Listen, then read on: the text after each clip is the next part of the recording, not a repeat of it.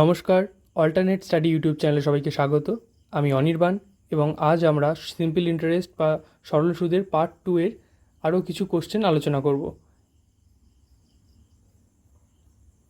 প্রথম কোশ্চেনটা বলছে, রবি lent out race 9,600 at 8.5% per annum for 2 years 6 months. At the end of the duration, what amount he earned? অর্থাৎ এখানে বলছে যে রবি 9,600 টাকা দিয়েছে সুদে 8.5% সুদের হারে 2 বছর 6 মাসের জন্য। At the end of the duration, অর্থাৎ এই 2 বছর 6 মাস ডিউরেশনের শেষে সে কত টাকা অর্জন করেছে। এখানে আমাদের টার্মটা ভালো করে বুঝতে হবে, বলেছে কত টাকা অর্জন করেছে। অর্থাৎ রবি কিন্তু তার এই যে ডিউরেশন 2 বছর 6 মাস এর শেষে 9,600 টাকা তো ফেরত পাবেই, তার সাথে বাড়তি কিছু সুদ ফেরত পাবে। যেহেতু এই 9,600 টাকা এটা রবির নিজেরই ছিল, সে সেটা ফেরত পাচ্ছে, তাহলে এটাকে কিন্তু ওই আর্নডের মধ্যে আমরা ধরবো না।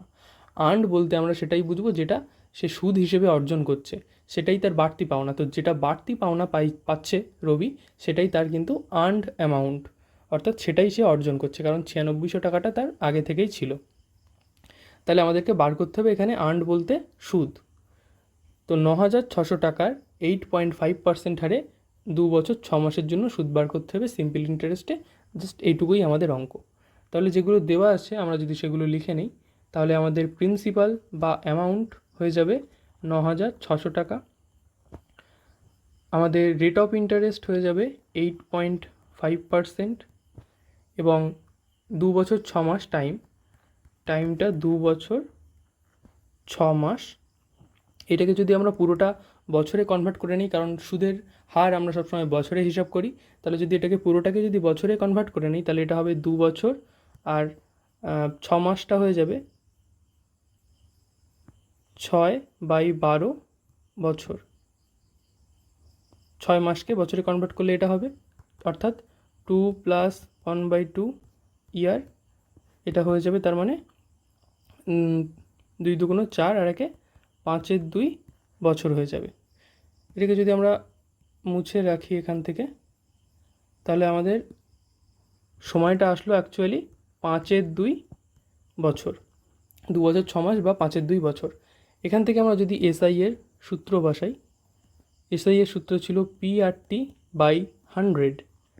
পি এর মান 9600, আর এর মান 8.5, টি এর মান 5, নিচে 2 এবং নিচে একটা 100 আছে। এটা ক্যালকুলেট করলে জিরোগুলো কেটে গেল। এই দশমিকটা তুললে নিচে আর একটা 10 গুণ হবে, সেই 5 দিয়ে 10টা কাটলে হবে 2, 2 দিয়ে 96কে কাটলে হবে 48, এই 2 দিয়ে আবার 48কে কাটলে হবে 24। তাহলে আমাদের আলটিমেটলি থাকলো 24 × 85, গুণ করলে 5 24 120, 0 হাতে 12, 8 24 192 আর 12 204। তাহলে আমাদের উত্তর কিন্তু এসে গেল সুদের পরিমাণ 2040 টাকা। অর্থাৎ আমাদের উত্তর হয়ে যাবে অপশান বি, আমাদের উত্তর হবে 2040 টাকা। এটা সে সুদ হিসেবে অর্জন করবে। চলে যাব নেক্সট কোশ্চেনে। A sum of Rs 12,500 amounts to Rs 15,000 in 2 years, find the rate of interest. অর্থাৎ বলছে যে একটা মূলধন যার পরিমাণ 12,500 টাকা, সেটা 15,000-এ সুদে আসলে হয়ে যাচ্ছে 2 বছরে। Find the rate of interest. Amount মানে কি বলেছিলাম? অ্যামাউন্ট মানে সবসময় সুদ আসল, সুদ আসল। অ্যামাউন্ট মানে কিন্তু সুদ আসল। তাহলে এই 12,500 টাকা সুদে আসলে হয়ে যাচ্ছে 15,000 টাকা। অর্থাৎ এই 15,000 টাকার মধ্যে সুদও আছে আসলও আছে। তাহলে আমরা সুদটা এখান থেকে বার করে নিতে পারবো। সুদ আসল যদি হয় 15,000 টাকা, তাহলে সুদ কত হবে? সুদ সমান হবে, সোজা কথায় বললে সুদ সমান হবে সুদ আসল বিয়োগ আসল, সুদ আসল থেকে আসলটা বিয়োগ করলে অর্থাৎ 15,000 থেকে 12,500 যদি আমি বিয়োগ করি তাহলে কি এসে যাবে, এই আসল আসল বাদ দিয়ে শুধু সুদটা পড়ে থাকবে, তো সেই জন্যই সুদ সমান সুদ আসল বিয়োগ আসল। তাহলে কত আসছে, এটা 2,500 টাকা। এই যে 2,500 টাকা আসলো এটা কিন্তু শুধু সুদটা, অর্থাৎ 12,500 টাকায় 2 বছরে সুদ হচ্ছে 2,500 টাকা বা 2,500 টাকা। তাহলে 1 টাকায় 2 বছরে সুদ হবে, 1 টাকাতে আরও কম হবে, অর্থাৎ এটাকে 12,500 দিয়ে ভাগ করতে হবে, 12,500 দিয়ে ভাগ করতে হবে। 1 টাকায় 1 বছরে হবে, সেক্ষেত্রে আরও কম হবে, 2 বছর থেকে 1 বছর হয়ে যাচ্ছে, তাহলে নিচে 2 দিয়ে ভাগ হবে।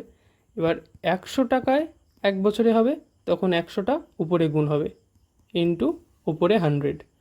তাহলে যদি কাটাকুটি করি, নিচের 2টো শূন্য উপরে 2টো শূন্য কাটলো, 125 দিয়ে এটাকে কাটলে হবে 125 দুগুণ 250 হয়, তাহলে 2 আর একটা শূন্য 20, আবার এই 2 দিয়ে এটাকে কাটলে হবে 10, অর্থাৎ আমাদের উত্তর এসে যাবে 10। তাহলে 100 টাকায় 1 বছরের সুদ আমরা পেলাম 10 টাকা, তাহলে সুদের হার কত হবে আমাদের 10%, এটাই আমাদের উত্তর। এখানে অপশান সি হয়ে যাবে আমাদের উত্তর 10%। 12,500 টাকায় থেকে সুদে আসলে 15,000 টাকা হচ্ছিল, অর্থাৎ সুদ বেরিয়েছে আমাদের 2,500 টাকা। এই 2,500 টাকা সুদ হচ্ছে 12,500 টাকায় 2 বছরে 2,500 টাকা হচ্ছে, তাহলে 1 টাকায় 2 বছরে কত হয়, আর 1 টাকায় 1 বছরে কত হয়, এবং তার থেকে অবশেষে 100 টাকায় 1 বছরে কত হয় সেটা আমরা যদি বার করি তাহলে আমাদের উত্তর এসে গেল 10 টাকা। 100 টাকায় 1 বছরের সুদ হবে 10 টাকা, অর্থাৎ আমাদের সুদের হার কিন্তু এখানে 10%। চলে যাব নেক্সট অঙ্কে। A sum of money amounts to rupees 8,400 after 3 years and 12,000 after 6 years at the same rate of interest. Find the rate of interest. অর্থাৎ বলছে কি, একটা কিছু পরিমাণ টাকা, যে টাকার পরিমাণটা আমাদেরকে কিন্তু বলে দেয়নি, তো এই টাকাটা 3 বছরে হচ্ছে, 3 বছরে হয়ে যাচ্ছে 8,400 এবং 6 বছরে হয়ে যাচ্ছে 12,000। সেম রেট অফ ইন্টারেস্ট, তাহলে 3 বছরের ক্ষেত্রেও রেট অফ ইন্টারেস্ট যেটা হবে, 6 বছরের ক্ষেত্রেও রেট অফ ইন্টারেস্ট তাই হবে। তাহলে রেট অফ ইন্টারেস্ট যদি একই হয় এবং সাম অফ মানিটা তো একই, তাহলে মূলধন একই, সুদের হার একই, শুধু সময়টা আলাদা। তাহলে আমরা যদি এটাকে একটু ছবির আকারে দেখি, যে কিছু পরিমাণ টাকা আমরা ধরে নিলাম, কিছু পরিমাণ টাকা, এই তারা চিহ্নটা টাকা, সেটা সুদের দেওয়া হয়েছে, 3 বছর পরে 3 ইয়ার্স পরে সেটা হয়ে যাচ্ছে 8,400 টাকা, এবং সেটা 6 বছর পরে হয়ে যাচ্ছে 12,000 টাকা। বোঝা গেল?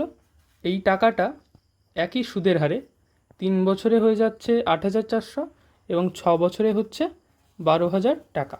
এক্ষেত্রেও সুদের হার R%, এক্ষেত্রেও সুদের হার R%, দুটো ক্ষেত্রেই সেম রেট অফ ইন্টারেস্ট। তাহলে এক্ষেত্রেও এই টাকাটা R% সুদের হারে 3 বছরে 8,400 হচ্ছে, এবং দ্বিতীয় ক্ষেত্রেও R% সুদের হারেই 6 বছরে 12,000 টাকা হচ্ছে।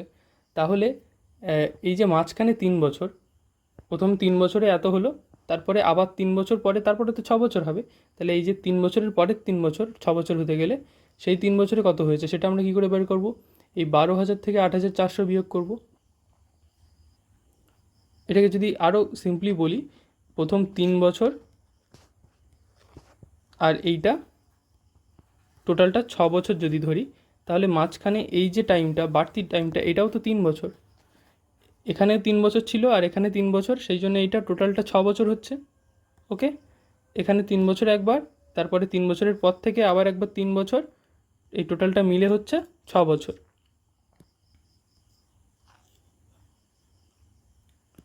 তাহলে এই যে লাস্টের 3 বছর, লাস্ট 3 ইয়ার্স, তাতে সুদ কত হয়েছে, লাস্ট 3 ইয়ার্সের ইন্টারেস্ট সেটা কত হবে? 12,000 বিয়োগ 8,400 টাকা, অর্থাৎ 3,600 টাকা। 3,600 টাকা আমাদের সুদ হয়ে যাবে 3 বছরে। তাহলে লাস্টের 3 বছরে যদি 3,600 টাকা সুদ হয়ে থাকে, নিশ্চয়ই প্রথম 3 বছরেও সুদ 3,600 টাকা হয়েছিল, যেটাতে এই 8,400 টাকা অ্যামাউন্ট হয়েছিল। মানে এই মূলধনটা, এই যে মূলধনটা ছিল, এই মূলধনটা থেকে 8,400 টাকা হলো, সময় লাগলো কত? 3 বছর। আবার এই মূলধনটা থেকেই এই R% হারে 6 বছরে হচ্ছে 12,000 টাকা। তাহলে এই যে 3 বছর আর 6 বছরের মাঝখানের গ্যাপ 3 বছর, সেখানে আমরা সুদটা বার করে নিয়েছি 3,600 টাকা। তাহলে এই যে 3 বছরটা ছিল, এই 3 বছরের ক্ষেত্রেও নিশ্চয়ই 3,600 টাকা সুদ হয়েছিল, কারণ দুটো ক্ষেত্রেই সুদের হার একই, অ্যামাউন্টও একই। তাহলে অ্যামাউন্ট একই, সুদের হার একই, তাহলে সুদটা ওই ক্ষেত্রে 3,600 টাকা ছিল। তাহলে যদি আমরা 3,600 টাকা বাদ দিই, এই যে 8,400 টাকা সুদ আসল হয়েছিল, তার থেকে সুদটা যদি বাদ দিই, তাহলে আমাদের আসলটা বেরোবে, এবং আসলটা হয়ে যাবে আমাদের 4,800 টাকা। 4,800 টাকা আমাদের আসল বেরোলো, কিন্তু কারণ এটা ছিল সুদ আসল, তাহলে এটা আসলো আমাদের আসল। 4,800 টাকা আমাদের আসল। আমাদের চেয়েছিল find the rate of interest. তাহলে এখান থেকে যদি আমরা করি যে এই 4,800 টাকা, এখান থেকে কিছুটা মুছে দিচ্ছি, তোমাদের যদি এগুলো দেখার দরকার হয় ভিডিওটা একটু রিওয়াইন্ড করে আবার এই দেখে নেবে কী করে 4,800টা এলো। তো 4,800 টাকায় তাহলে 3 বছরে সুদ হচ্ছে কিন্তু 3,600 টাকা, এবং এই 4,800 টাকায় 3 বছরে এই সুদটা হয়ে এই আমাদের যেটা দেওয়া ছিল 8,400 টাকা, এইটা দাঁড়াচ্ছে। তো 4,800 টাকায় 3 বছরে যদি 3,600 টাকা সুদ হয়, তাহলে 1 টাকায় 1 বছরে কত হবে, আর 100 টাকায় 1 বছরে কত হবে, এটা আমাদের বার করতে হবে। তাহলে এটা হয়ে যাবে 3,600, নিচে চলে আসবে 4,800, একটা 3 চলে আসবে, আর উপরে চলে যাবে 100, দুটো শূন্য কেটে যাবে, 3 দিয়ে 3,600কে কাটলে হবে 1,200, এবং একে 12 দিয়ে কাটলে হবে 100, একে 12 দিয়ে কাটলে হবে 4, 4 দিয়ে 100কে কাটলে হবে 25, অর্থাৎ আমাদের উত্তর আসলে কিন্তু 25। 100 টাকার 1 বছরের সুদ 25 টাকা। আর এটাকেই আমরা কি বলি? সুদের হার। 100 টাকায় 1 বছরে যেটা সুদ হয় সেটাকেই আমরা সুদের হার বলি, অর্থাৎ আমাদের সুদের হার হয়ে যাবে 25%। অর্থাৎ আমাদের এখান থেকে উত্তর হয়ে যাবে অপশান এ, 25%। চলে যাব নেক্সট কোশ্চেনে।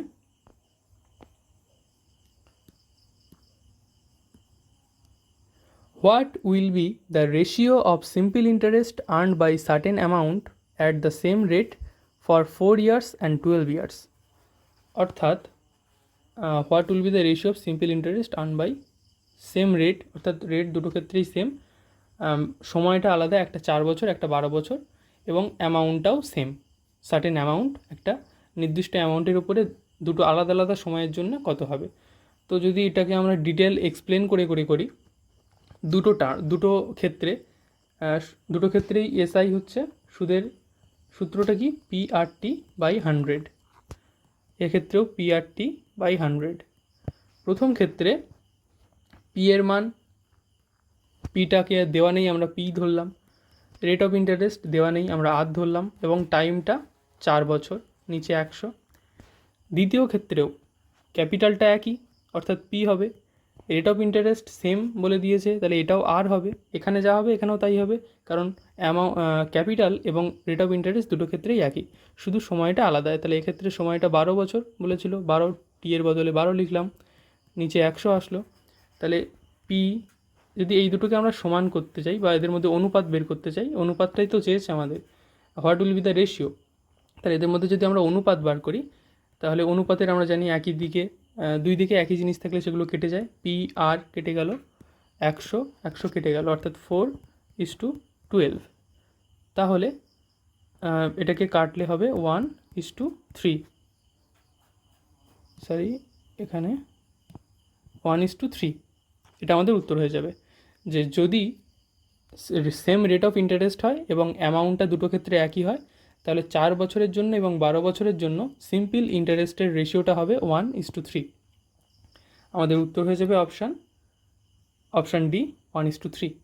চলে যাব নেক্সট কোশ্চেনে।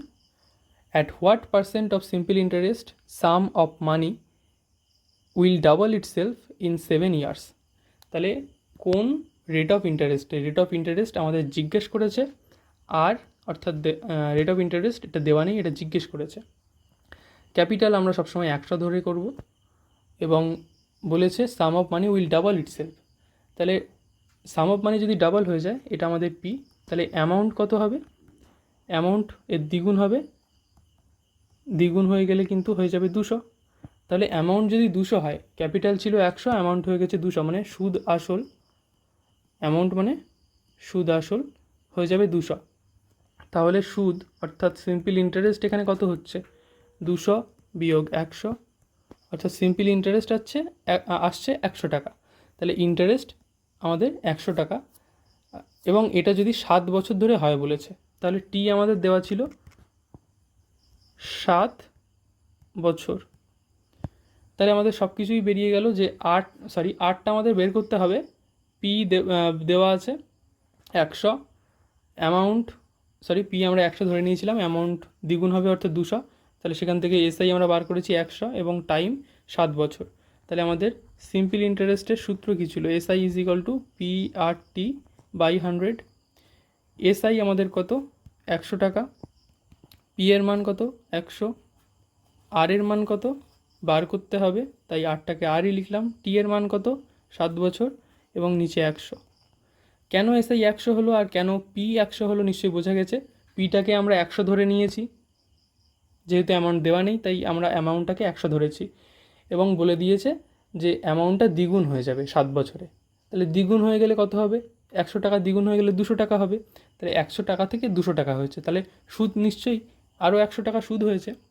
100 টাকার উপরে 100 টাকা সুদ হলে তবেই 200 টাকা হবে, সেই জন্য সুদও 100 টাকা, আসল 100 টাকা, তাই সুদ আসল 200 টাকা। এখান থেকে কাটাকুটি করলে 100 100 কেটে যাবে, 8টা এখানে আছে, তাহলে এদিকে এটা হয়ে যাবে 100টা এদিকে ওপরে চলে আসবে, 7টা নিচে চলে আসবে, এটা ইজ ইকাল টু আর। এটাকে আমি বাঁদিকে লিখছি, অর্থাৎ আর ইজ ইকাল টু 100/7। এটা কাটাকুটি করলে হয়ে যাবে 7 14 98 বাই 14×2=7, 14×2=7 হয়ে যাবে আমাদের উত্তর। অর্থাৎ এখানে উত্তর হয়ে যাবে অপশান সি, 14×2=7। চলে যাব নেক্সট কোশ্চেনে। A sum of money trebles itself in 16 years. Trebles মানে 3 গুণ করা। তাহলে একটা কিছু পরিমাণ মূলধন 16 বছরে 3 গুণ হয়। In how many years it will double itself at simple interest? তাহলে যেগুলো দেওয়া আছে সেগুলোকে যদি আমরা লিখে নিই, আমরা ধরে নিচ্ছি মূলধন 100, তাহলে 16 বছরে ইন 16 ইয়ার্স এটা 3 গুণ হবে, 3 গুণ হয়ে কত হবে? তাহলে 300 টাকা। তাহলে 100 টাকা থেকে 300 টাকা হচ্ছে, 100 টাকা মূলধন ছিল, 300 টাকা সুদ আসল হয়েছে। তাহলে সুদ কত হয়েছে? 300 বিয়োগ 100, অর্থাৎ 200 টাকা সুদ হয়েছে। 100 টাকায় 200 টাকা সুদ হয়ে 300 টাকা হয়েছে। তাহলে যদি 16 বছরে 200 টাকা হয়, তাহলে এক বছরে কত হবে? 200/16, অবশ্যই 100 টাকার উপরে। 100 টাকার উপরে 16 বছরে হয় 200 টাকা সুদ। 100 টাকায় 1 বছরে হবে, জাস্ট 200কে 16 দিয়ে ভাগ করতে হবে, আর কিছুই না। তো এটা ভাগ করলে 16কে 4 দিয়ে কাটলে 4, 200কে 4 দিয়ে কাটলে 50, 50কে 4 দিয়ে ভাগ করলে অর্থাৎ 12.5। সুদের হার আমরা পেয়ে গেলাম 12.5, কিন্তু আমাদের কিন্তু সুদের হার চাইনি। 100 টাকায় 1 বছরে যেটা সুদ হয় এইটা সুদ হচ্ছে, অর্থাৎ এটাই সুদের হার, কিন্তু এটা আমাদের চাইনি। আমাদের যেটা চেয়েছে যে double itself at simple interest, কত বছরে, ইন হাউ মেনি ইয়ার্স, কত বছরে ডাবল হবে। অর্থাৎ ডাবল হওয়ার মানে কি, যদি পি হয় তখন 100 টাকা, তাহলে অ্যামাউন্ট হতে হবে 200 টাকা। তাহলে পি 100 টাকা হলে অ্যামাউন্ট 200 টাকা হতে হবে, তাহলেই সেটাকে ডাবল বলবে। সেক্ষেত্রে সুদ হবে 200 বিয়োগ 100, অর্থাৎ 100 টাকা সুদ হবে। অ্যামাউন্ট পি ফর প্রিন্সিপাল, অর্থাৎ মূলধন 100 টাকা ছিল, তাতে 100 টাকা সুদ হবে, হয়ে সুদ আসল হবে 200 টাকা। তো সেক্ষেত্রে 100 টাকা সুদ হতে হবে 12.5% হারে। তাহলে 12.5 যদি সুদের হার হয়, তাহলে 12.5 হয় 1 বছরে। 1 টাকা সুদ হবে 1/12.5 বছরে, এবং 100 টাকা সুদ আমাদের হতে হবে, তাহলেই তো ডবল হবে। তাহলে 100 টাকা সুদ হবে 100/12.5।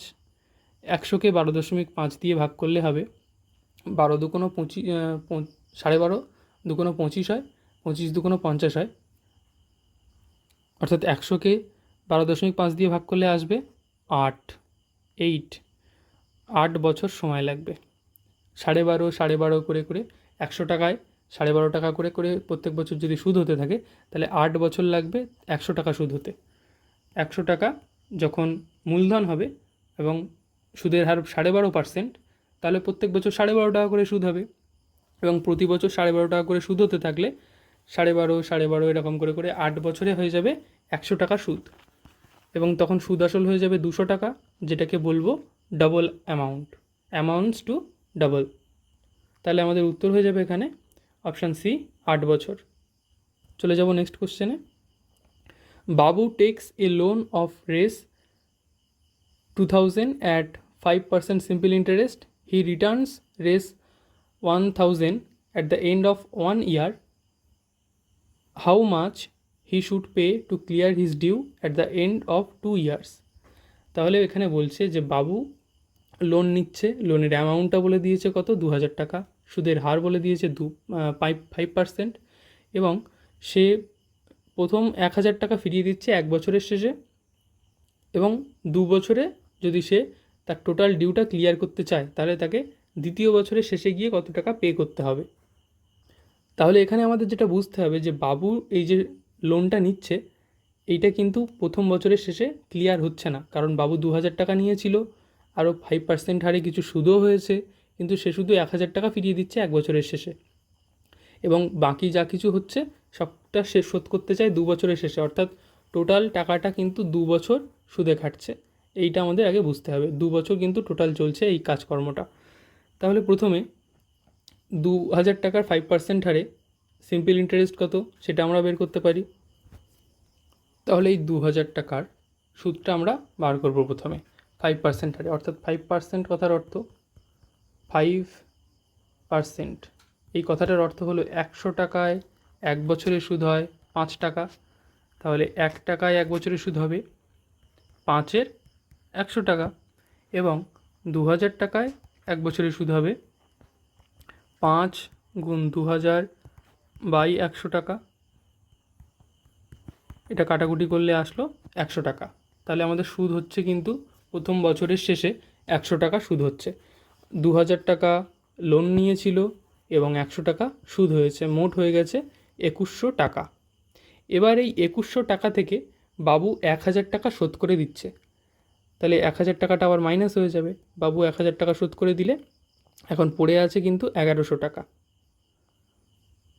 1100 টাকা এখন ডিউ আছে, এবং যেহেতু এইটা আবার দ্বিতীয় বছরে চলছে, তাহলে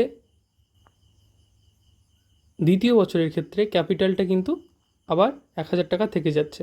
প্রথমে 2000 টাকা লোন নিয়েছিল, তাতে 1000 টাকা শোধ করে দিয়েছে, তাহলে ওর কাছে এখনও 1000 টাকা থাকছে। এখানটায় এই 2000 টাকার যে আসলটা ছিল তার সাথে আমরা সুদটা যোগ করব না। এখানে যোগ করলে বেকার জটিলতা সৃষ্টি হবে, বুঝতে অসুবিধা হবে তোমাদের। আমরা দুটোকে সেপারেট রাখবো। 2000 টাকা সে লোন নিয়েছিল আর 100 টাকা সুদ হয়েছে। ওকে, এই 2 বছরটা মুছে দিচ্ছি। 2000 টাকা লোন নিয়েছিল এবং 100 টাকা সুদ হয়েছে। যে 100 টাকা সুদটা আমরা বার করেছি, যে 2000 টাকার 5% হারে 1 বছরে সুদ হবে 100 টাকা, অর্থাৎ প্রথম বছরের শেষে তার 100 টাকা সুদ হয়ে গেছে এবং 2000 টাকা নিয়েছিল। আমরা এই দুটোকে আলাদা রাখবো, যেহেতু এটা সরল সুদের অঙ্ক, এই দুটোকে আলাদা রাখবো। এবার এর থেকে বাবু 1000 টাকা শোধ করে দিচ্ছে। তাহলে 1000 টাকা যদি বাবু শোধ করে দেয়, তাহলে এখন তার মূলধনটা যেটা নিয়েছিল 2000 টাকা, তার থেকে বাকি পড়ে থাকবে কত? 1000 টাকা, এবং 100 টাকা সুদ পড়ে আছে। সুদটাকে আমরা এর সাথে নেব না, কারণ এটা সরল সুদের অঙ্ক, শুধু যেটা ক্যাপিটাল বা মূলধন তার উপরেই সুদটা হয়, সুদের উপরে সুদ হয় না এখানে। তাহলে এই 1000 টাকার উপরে তার আবার 5% হারে আরেকবার সুদ হবে। আগেরবার 2000 টাকার উপরে 5% হারে হয়েছিল, কারণ সে 2000 টাকা নিয়ে রেখেছিল তাই। কিন্তু এখন তো 1000 টাকা শোধ করে দিয়েছে, তাহলে তার তো আর 2000 টাকার ঋণ নেই, তার এখন ঋণ 1000 টাকা শোধ করার পরে আর ঋণ কত আছে? 1000 টাকার ঋণ আছে। এই 1000 টাকার ঋণের উপরে 5% হারে সুদ হবে। তাহলে সেক্ষেত্রে আমরা সূত্রটা বার করে নিই পিআরটির সূত্র দিয়ে। পি এক্ষেত্রে 1000, আর এর মান 5, টি 1 বছর বাই 100, 0 0 কেটে গেল, 5 10 50। তাহলে দ্বিতীয় ক্ষেত্রে এই 1000 টাকার উপরে সুদটা হলো কত? 50 টাকা। তাহলে তার 100 টাকা শোধ করতে বাকি ছিল, 1000 টাকা শোধ করতে বাকি ছিল।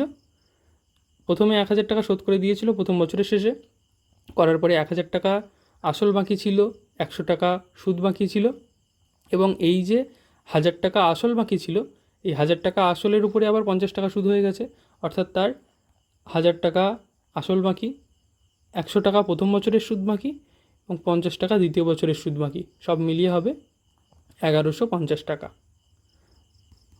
বোঝা গেল যে 2000 টাকা সুদ নিয়েছিল, তার থেকে প্রথমে বছরের শেষে 1000 টাকা ফিরিয়ে দিলে 1000 টাকা তখনও আসল পড়ে থাকবে, সেই 1000 টাকা আসল পড়ে আছে। প্রথম বছরে 2000 টাকায় সুদ হয়েছিল 100 টাকা, সেই সুদটা আছে, এবং 1000 টাকা শোধ করার পরেও যে 1000 টাকা বাকি পড়েছিল, সেই টাকাটাও তো সুদে খাটবে আরও 1 বছর, দ্বিতীয় বছরের ক্ষেত্রে। সেজন্য দ্বিতীয় বছরে আবার 50 টাকা সুদ হবে, 1000 টাকার উপরে 50 টাকা সুদ হলো। সব দুটো সুদ, প্রথম বছরের 100 টাকা সুদ, দ্বিতীয় বছরে 50 টাকা সুদ, এবং দ্বিতীয় বছরের ক্ষেত্রে যেটা মূলধন বাকি ছিল 1000 টাকা, সব মিলিয়ে 1100 টাকা তাকে পে করতে হবে। অর্থাৎ আমাদের এখানে উত্তর হয়ে যাবে অপশান ডি, 1150। 1150 টাকা বাবুকে এখনও শোধ করতে হবে। চলে যাব 8 দাগে। A sum of money becomes 8 times at 5% per annum. At what rate of percent will it become 12-fold? তাহলে কিছু টাকা, সাম অফ মানি, সেটা আমাদের টাকার পরিমাণটা বলেনি, যেটা 8 গুণ হয়ে যায় 5% হারে, কত রেটে সেটা 12 গুণ হবে? একই টাইম নিশ্চয়ই, তো সেটা একই টাইমে 12 গুণ হবে। যদি রেট অফ ইন্টারেস্ট, সেক্ষেত্রে কত হতে হবে? এক্ষেত্রে আমরা মূলধন ধরে নেব, মূলধন ধরি 100 টাকা, তাহলে 8 টাইমস হচ্ছে, অর্থাৎ অ্যামাউন্ট হয়ে যাচ্ছে 800 টাকা। 100 টাকা মূলধনে, সুদ আসল হয়ে যাচ্ছে 800 টাকা, তাহলে সুদ হচ্ছে কত? 700 টাকা। এবং আরও একটা ক্ষেত্রে, সেক্ষেত্রে মূলধন 100 হলে সেক্ষেত্রে 12 গুণ হয়ে যাচ্ছে 12-fold, অর্থাৎ 12 গুণ, মানে সুদ আসল হয়ে যাবে 1200 টাকা। তাহলে এক্ষেত্রে সুদ কত হচ্ছে? 100 টাকা থেকে যদি 1200 টাকা সুদ আসল হয়ে যায়, তাহলে 1100 টাকা নিশ্চয়ই সুদ হয়েছে। 100 টাকায় 1100 টাকা সুদ হচ্ছে, তারপরে গিয়ে সুদ আসল 1200 টাকা হবে বা 12-fold হবে। তাহলে এটাকে আমরা এইভাবে করতে পারি যে 700 টাকা সুদ হতে গেলে যে টাইমে 5% সুদের হার হতে হয়, তাহলে 1 টাকা সুদ হতে গেলে কম সময় লাগবে, কম রেট হতে হবে, 5/700 হবে, এবং এটা যদি 1100 টাকা সুদ হতে হয় সেক্ষেত্রে রেট অফ ইন্টারেস্ট অনেক বেশি হতে হবে। টাইমটা কনস্ট্যান্ট, টাইমটার কথা এখানে বলেনি, কিন্তু টাইমটাকে আমাদের কনস্ট্যান্ট ধরে নিতে হবে, কারণ টাইম যদি দুটো ক্ষেত্রে আলাদা হয় এবং সেটা যদি বলে না দেয় তাহলে আমরা এখানে কখনোই বের করতে পারবো না। এখানে বলছে 8 গুণ হচ্ছে 5% হারে, 12 গুণ হবে কত পার্সেন্ট হারে, তাহলে 8 গুণ হবার অর্থ 700 টাকা সুদ হওয়া, 12 গুণ হবার অর্থ 1100 টাকা সুদ হওয়া, এটা সব ক্ষেত্রেই। তাহলে 700 টাকা সুদ হতে গেলে 5% হতে হয়, 1 টাকা সুদ হতে গেলে 5/700 বা 700 টাকা হতে হয় সুদের হার, এবং 1100 হতে গেলে ওপরে 1100 গুণ হবে। দুটো শূন্য কেটে গেল, তাহলে 55/7, 55কে 7 দিয়ে কাটলে হবে 7 7 49, 7 পূর্ণ 6 7, তাহলে আমাদের অপশানটা হয়ে যাবে অপশান সি, 7 পূর্ণ 6 7। ঠিক যে সময়ের মধ্যে 5% হারে 8 গুণ হয় সেই সময়ের মধ্যে যদি সুদের হার এই 7 পূর্ণ 7 6 হয় তাহলে এটা হয়ে যাবে 12 গুণ। চলে যাব নেক্সট অঙ্কে। A sum was put at simple interest at certain rate for 4 years. Had it been put at 6% higher rate, it would have fetched 800 more. Find the sum. অর্থাৎ বলছে কি যে একটা টাকা সেটা সিম্পল ইন্টারেস্টে রাখা হয়েছে 4 বছরের জন্য, যদি এটাকে আরও 6% বেশি রেটে রাখা হতো সেক্ষেত্রে 800 টাকা বেশি হতো। তাহলে আমরা মনে করি কিছু একটা টাকা রাখা হয়েছে এবং সেটা 4 বছরের জন্য রাখা হয়েছে, তো এই টাকাটা 4 বছরের জন্য রেখে যেটা আসছে কিছু একটা অ্যামাউন্ট আসছে, এইটা অ্যামাউন্ট আসছে, এই অ্যামাউন্টটা আসছে, এটাকে বলছে ওই 4 বছরের জন্যেই, এটাও 4 ইয়ার্স, কিন্তু এটা যে সুদের হার ছিল এটা যদি তার থেকে 6% হায়ার হয় অর্থাৎ 6% বেশি হয় তাহলে সেক্ষেত্রে আরও 800 টাকা বেশি আসতো। এক্ষেত্রে যা হতো এক্ষেত্রে তার থেকে 800 টাকা বেশি হতো। সেক্ষেত্রে আমাদের জিজ্ঞেস করেছে যে এই অ্যামাউন্টটা কত ছিল যে ক্ষেত্রে এইটা হবে, তাহলে আমাদেরকে অ্যামাউন্টটা বার করতে হবে। এগুলো মুছে দিচ্ছি, ব্যাপারটা আরও একবার বোঝো যে কিছু পরিমাণ টাকা 4 বছরের জন্য সিম্পল ইন্টারেস্টে রাখা হয়েছে, সেই 4 বছরেই যদি সেটাকে আরও 6% বেশি রেটে রাখা হতো, অর্থাৎ যদি ধরলাম প্রথম ক্ষেত্রে 10% হারে রেখেছে, তাহলে বলছে দ্বিতীয় ক্ষেত্রে যদি 6% বেশি অর্থাৎ 16% বা 16% রেটে রাখতো তাহলে 800 টাকা বেশি হতো। মূলধনটা বার করতে বলেছে।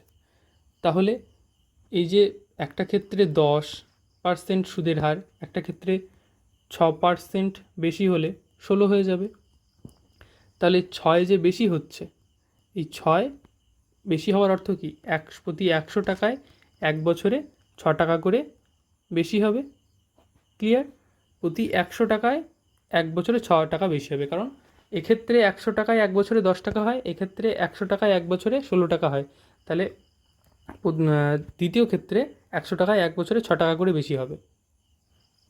এটাকে যদি আমরা উল্টোভাবে দেখি যে 6 টাকা বেশি হচ্ছে 1 বছরে,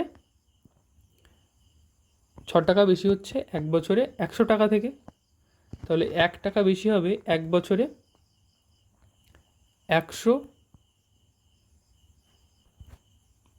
বাই নিচে 6, তাহলে 1 টাকা বেশি হতে গেলে আরও কম লাগবে, 100/6 করলাম। এবার আমাদের বেশি হতে হবে কত টাকা, 800 টাকা যদি বেশি হতে হয় সেক্ষেত্রে 1 বছরে 100/6 ইন্টু 800 বেশি হবে। 800 টাকা ডিফারেন্স হতে গেলে তখন ক্যাপিটালটাও, যখন 6 টাকার ডিফারেন্স হচ্ছে তখন ক্যাপিটালটা মাত্র 100 টাকা, কিন্তু যখন 800 টাকার ডিফারেন্স হতে হবে তখন ক্যাপিটালটাও অনেক বেশি হতে হবে, সেই জন্য 800টা উপরে গুণ হলো। কিন্তু এখানে আমাদের বলে দিয়েছিল এটা 4 বছরের ক্ষেত্রে, তাহলে আমাদের এখানে কিন্তু 800 টাকার এই ডিফারেন্সটা কত বছরে আসবে, 1 বছরে না 4 বছরে আসবে। তাহলে আমাদেরকে আবার কিন্তু এটা 1 বছরের জন্যে ডিফারেন্সটা হতে গেলে যতটা মূলধন বেশি হতে হবে, সেটা যদি 4 বছর ধরে হতে হয় তাহলে আরও কম লাগবে মূলধনটা, 4 দিয়ে ভাগ হয়ে যাবে। অর্থাৎ 800 টাকার ডিফারেন্স প্রথম ক্ষেত্রে 1 বছরেই 800 টাকার ডিফারেন্স হয়ে যাচ্ছে। তাহলে যতটা না মূলধন লাগবে, যদি মূলধন এই 800 টাকার ডিফারেন্সটা 4 বছর ধরে হতে হয়, তাহলে মূলধন কম হলেও যেহেতু সময়টা অনেক বেশি, ধীরে ধীরে ধীরে ধীরে 800 টাকা হয়ে যাবে। সেক্ষেত্রে মূলধন কম লাগবে, তাই 4 দিয়ে ভাগ করতে হচ্ছে। যদি 4 দিয়ে 800কে কাটি, 200 হয়ে গেল। অর্থাৎ এটা হয়ে যাবে 200 আরও দুটো শূন্য, 20,000 বাই 6।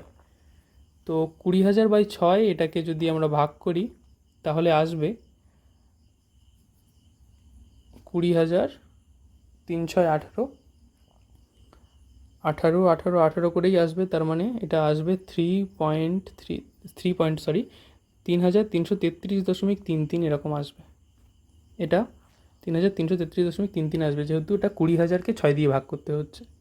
এই তো আমাদের অপশান বিতে তাই আছে 333 পয়েন্ট, এই 3,333.33 এইটা উত্তর আসবে। ক্লিয়ার? চলে যাব নেক্সট অঙ্কে। এটা লাস্ট অঙ্ক। ভিডিওটা ভালো লাগলে তোমরা অবশ্যই চ্যানেলটা সাবস্ক্রাইব করবে এবং ভিডিওটা লাইক করবে। At what rate of simple interest a sum of money will triple itself in 16 years. তাহলে সুদের হারটা আমাদের জিজ্ঞাসা করেছে, sum of money will triple itself মানে 3 গুণ হবে। অর্থাৎ যদি প্রিন্সিপাল আমরা 100 ধরি, তাহলে অ্যামাউন্ট হবে কত? 3 গুণ, অর্থাৎ 300 টাকা। তাহলে সুদ কত হয়েছে? 200 টাকা। সেই জন্যই অ্যামাউন্ট 300 হয়ে গেছে। তাহলে 100 টাকায়, এবং টাইমটা 16 আমাদের বলে দিয়েছিল, 16 বছরে এইটা হচ্ছে আমাদের রেট অফ ইন্টারেস্ট, অর্থাৎ আর এটা জিজ্ঞাসা করেছে, বার করতে হবে। তাহলে 100 টাকায় 16 বছরে সুদ হয় 200 টাকা। 100 টাকায় 1 টাকায় 1 বছরে কত হবে? 200 বাই 100, 16টা নিচে, এবং আমাদের বার করতে হবে যে আমাদের তো সুদের হার বার করতে বলেছিল, তাহলে তো এখানে 1 টাকায় করার দরকারই নেই, এটা তো 100 টাকাতেই করতে হবে আমাদের। তাহলে তো আরও সোজা হয়ে গেল। 100 টাকায় 16 বছরের ডিফারেন্স, মানে সুদ হচ্ছে 200 টাকা। তাহলে 100 টাকায় 1 বছরে কত সুদ হবে সেটাই তো আমাদের সুদের হার। 100 টাকায় 1 বছরে যেটা সুদ হয় সেটাকেই আমরা সুদের হার বলি। তাহলে 100 টাকায় 1 বছরে হবে জাস্ট 200কে 16 দিয়ে ভাগ করলে হবে 12.5 আসবে। আমরা একটু আগেই ভাগ করেছিলাম 12.5।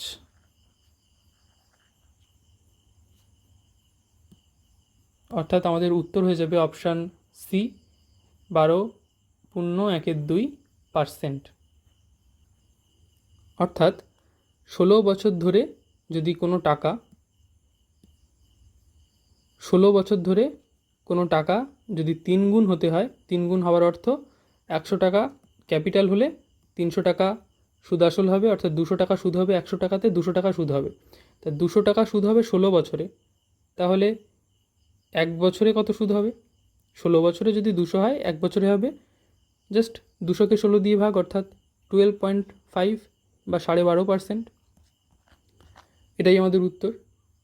যদি কারো কোনো অঙ্ক বুঝতে অসুবিধা থাকে অবশ্যই কমেন্ট করে আমাদের জানাবে। আমরা পরের ভিডিওতে সেটা আরও ভালো করে ক্ল্যারিফাই করার চেষ্টা করব।